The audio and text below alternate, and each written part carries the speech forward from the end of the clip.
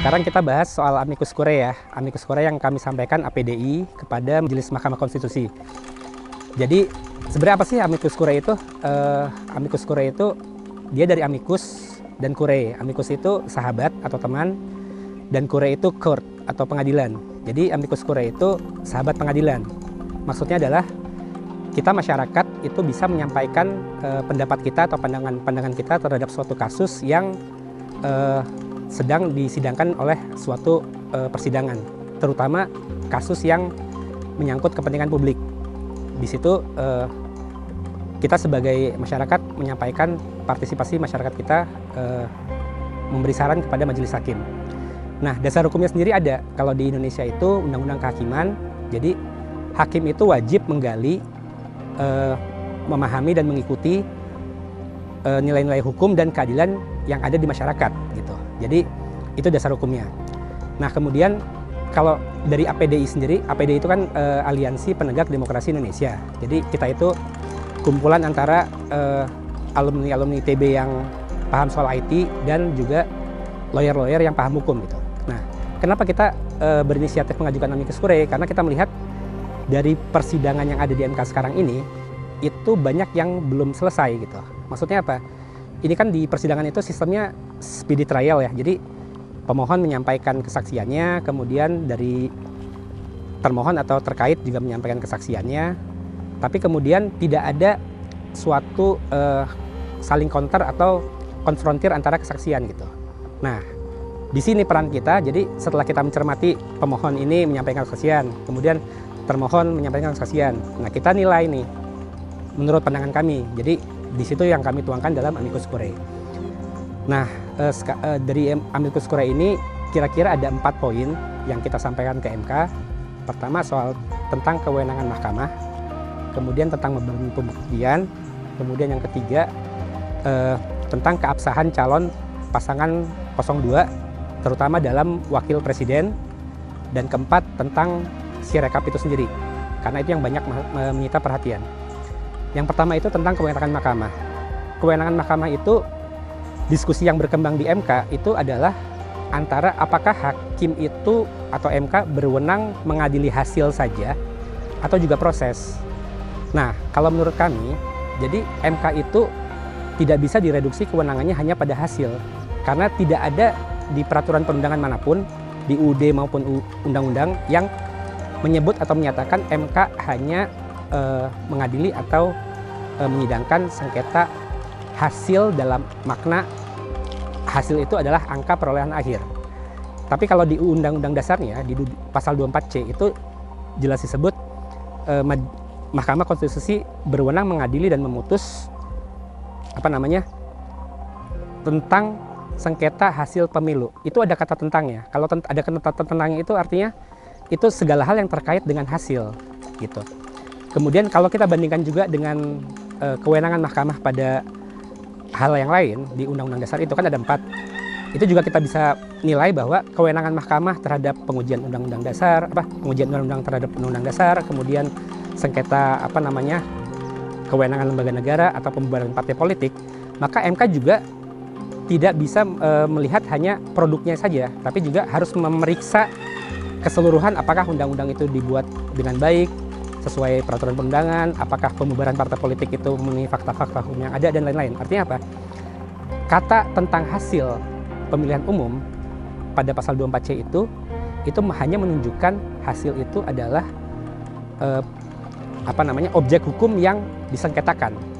Tapi untuk menilai itu, maka Majelis Hakim Mahkamah Konstitusi harus memeriksa keseluruhan proses, apakah proses ini dari awal sampai akhir itu sesuai dan sah, tidak melanggar hukum dan peraturan perundangan, sehingga hasil yang di akhirnya itu sah secara hukum. Kira-kira begitu. Itu kewenangan mahkamah. Kemudian yang kedua, beban pembuktian. Beban pembuktian itu perbedaan pendapat yang mengemuka biasanya apakah pembuktian itu hanya di penggugat atau tergugat juga gitu. Nah, soal beban pembuktian ini sebenarnya memang kalau dari Latin maksimnya itu kan misalnya actori onus probandi gitu ya. Padahal itu sering diartikan actori onus probandi itu the burden of proof lies on the plaintiff. Padahal actori itu sebenarnya the one who acts, artinya siapa saja yang mengklaim gitu. Jadi kalau prinsip dasarnya itu pembuktian itu seharusnya adalah siapa yang mendalilkan, dia yang harus membuktikan. Itu berlaku untuk yang menggugat atau yang tergugat. Nah, jadi artinya KPU pun harus bisa membuktikan segala klaimnya bahwa memang datanya benar, angkanya benar, dan segala macam.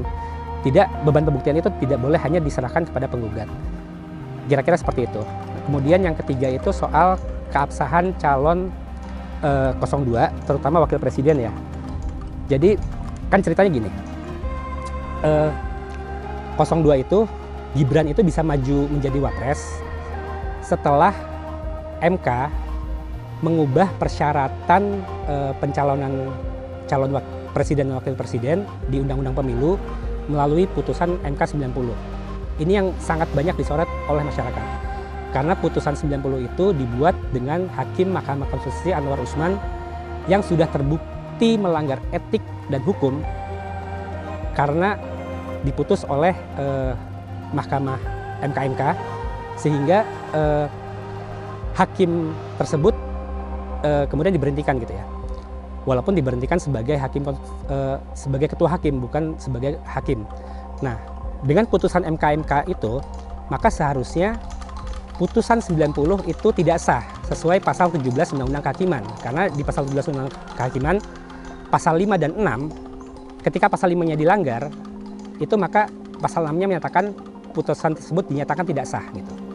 Ini sebenarnya hal yang sangat terang benderang gitu ya. Kalau kita lihat pasal-pasalnya itu, maka seharusnya sejak MK memutuskan Anwar Usman bersalah dan melanggar secara hukum, maka putusan 90 itu harusnya tidak sah gitu. Nah, masalahnya adalah ketika banyak pihak yang mengajukan pengujian kembali ke MK dan MK, ini menemui jalan buntu. Jadi ketika diajukan ke MK, itu MK hanya memutuskan Anwar Usman bersalah dan melanggar, tapi putusan 90-nya tidak dibatalkan atau tidak dinyatakan tidak sah gitu. Kenapa? Karena MK itu berpendapat bahwa MK tidak berwenang dan kemudian menyarankan agar pengujian itu diserahkan kembali kepada pembuat atau yang berwenang, dalam hal ini MK gitu. Oke, nah itu kan MK mengatakan tidak berwenang. Kemudian ketika banyak pihak kemudian menguji kembali ke MK, yang terjadi adalah MK mengatakan bahwa tidak bisa menerapkan pasal 17 kepada putusan tersebut karena MK berpendapat bahwa putusan MK itu final, berkekuatan hukum tetap dan mengikat, sehingga MK tidak mau masuk ke situ gitu. Artinya apa?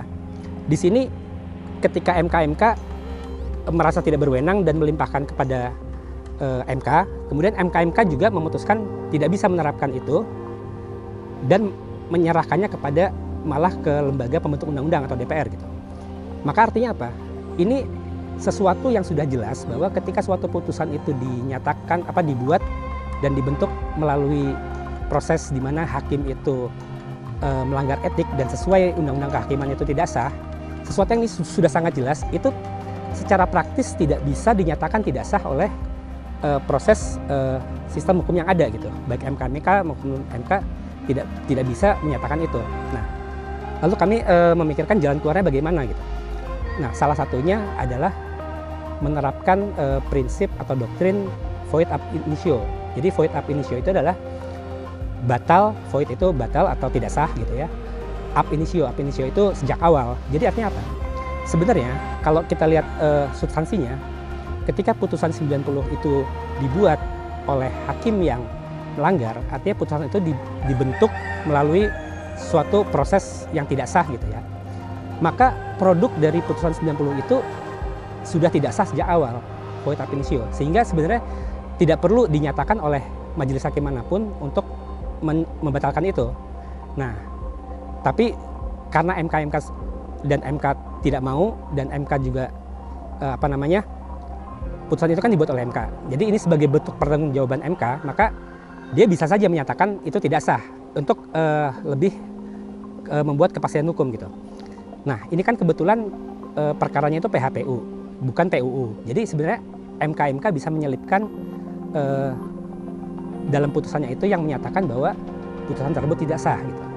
Kalau di PUU kan mungkin MK itu terhalang oleh pilihan amar putusan yang hanya menyatakan setuju atau tidak setuju atau undang-undang ini konstitusional atau tidak. Tapi kalau dengan ini, karena ini kasusnya presiden, MK bisa menyelipkan itu bahwa karena putusan MK 90 ini dianggap void ab initio, maka persyaratan calon wakil presiden oleh Gibran itu tidak sah gitu. Kira-kira seperti itu. Nanti lengkapnya bisa dibaca di amicus curiae yang kami sampaikan ke MK. Kemudian yang keempat itu Sirekap itu sendiri. Ini banyak menjadi bahan yang menyita perhatian publik ya, dan di persidangan juga. Jadi di Sirekap itu, kalau dari pihak termohon atau terkait itu menarasikan bahwa Sirekap itu tidak ada gunanya. Bahkan kesaksian dari Profesor Marsudi menyatakan Sirekap itu pepesan kosong gitu. Jadi seolah-olah kalau nggak ada Sirekap pun itu nggak apa-apa gitu. Padahal itu sama sekali tidak benar. Karena dasar hukum Sirekap itu sangat kuat. Di beberapa PKPU juga dimuat Sirekap itu definisinya seperti apa, sebagai alat bantu dan sarana publikasi. Nah, kemudian yang paling jelas itu di PKPU nomor 5 tahun 2024 itu disebut, itu ada beberapa pasal yang menyebut itu, bahwa sebenarnya seluruh form D rekapitulasi yang hasil dari pleno baik tingkat kecamatan, kabupaten kota, provinsi maupun nasional itu dibuat melalui Sirekap. Artinya apa? Form rekapitulasi, form D, itu kan produk hukum. Produk hukum itu diproduksi atau dibuat melalui Sirekap. Artinya antara Sirekap dan proses rekapitulasi itu satu kesatuan, tidak bisa dipisahkan. Dan produk hukumnya itu diproduksi oleh Sirekap. Sehingga ketika Sirekap itu bermasalah, maka produk hukumnya juga bermasalah.